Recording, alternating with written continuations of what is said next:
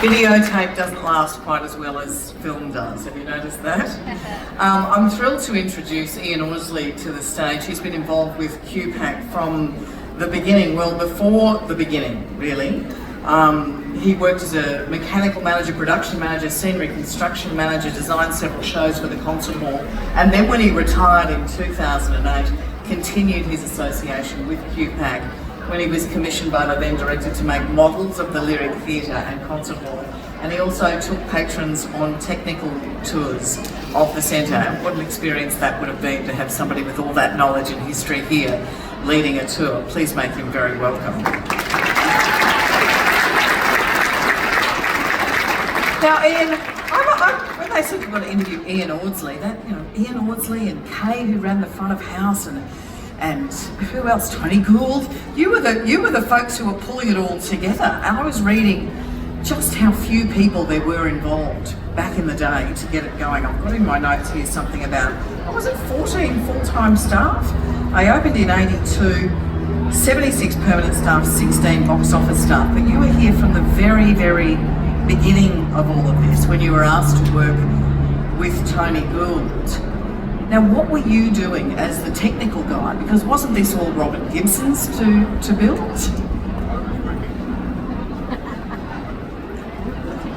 Number one.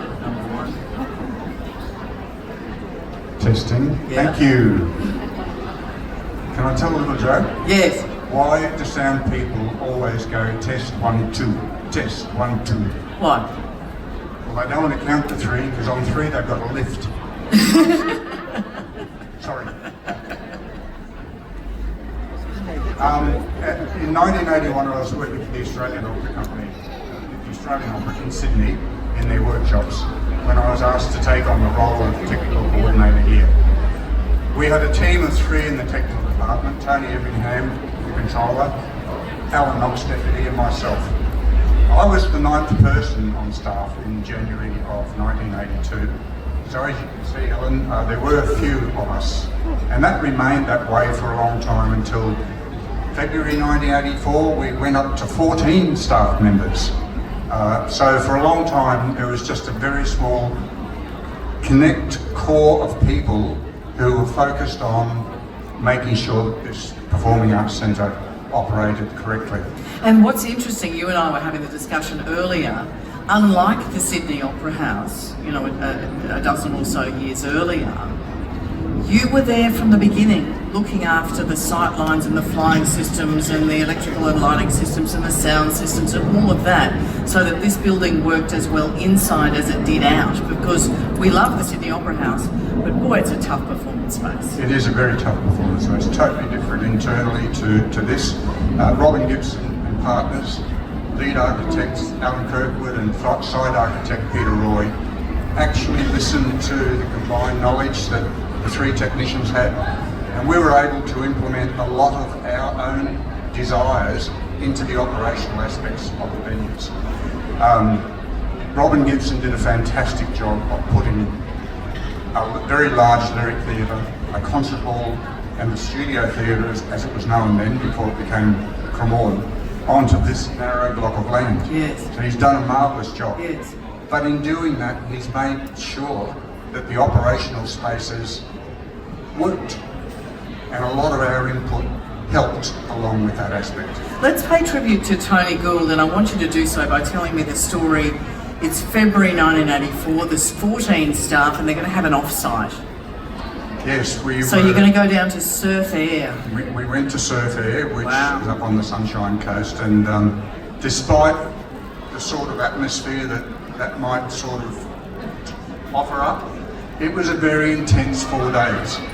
We had psychologists and their teams putting us through hoops, making sure that we were going to be ready for the number of people, not just 14, but the number of people that would be needed to operate both major venues. And Tony demonstrated at that time the kind of whatever it takes element to it. Because, of course, this is government money. And you were limited in how much you could spend on food, and there was a little bit of a rebellion, wasn't there? Well, yeah, the first night Tony took us all to dinner, and he announced that there was a budget for what we could eat while we were on course. Having looked at what was available, there was murmurings coming from several people, which grew louder and louder. And in the end, Tony sort of sat back in his chair, and the consummate person he was with his staff just said, "Order what you want." So we did.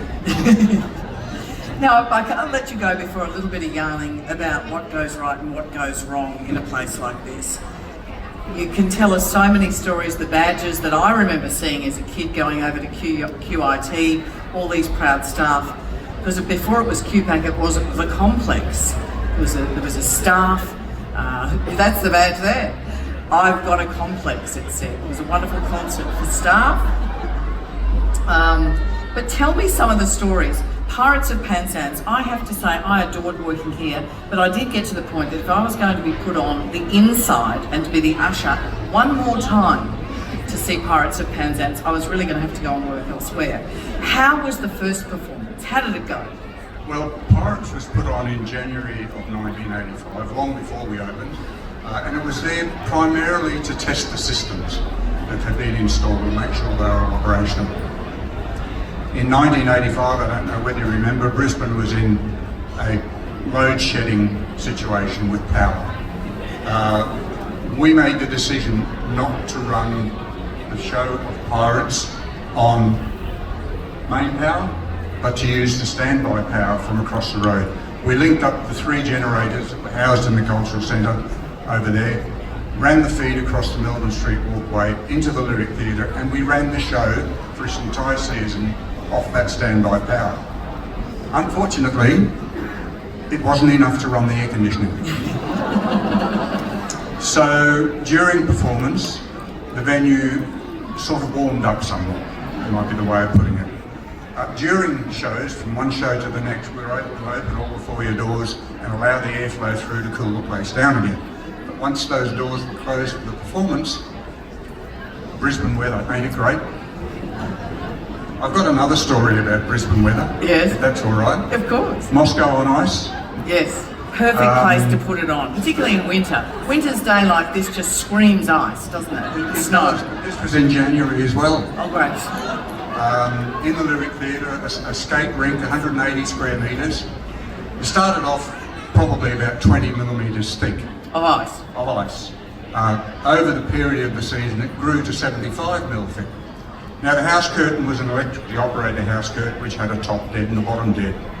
When the house curtain came, it stopped at a predetermined point. That point was set when the ice was 20 mil thick. Several performances on, the house curtain came in at the end of Act 1. The act change was done, the ice was shaved and watered down. Come in the queue for the house curtain to rise on Act 2, press the button, nothing. It had stuck to the ice surface. So frantically chipping away at ice to free this house curtain. Anyway, eventually it got into the air and the show continued. But the other thing with ice in Brisbane in January, one would think that it's very easy to melt and get water everywhere. When we bumped that show out, we bumped all the ice out through a hole in the scenery dock door onto where the playhouse is now. That pile of ice stayed ice for 3 weeks. Wow. During Brisbane summers. I tell you what, if the show went on at qpac at the beginning and for many years after, it was Ian Orsley that got it on in large part. Please thank him so much. Wonderful. Thank you for sharing that.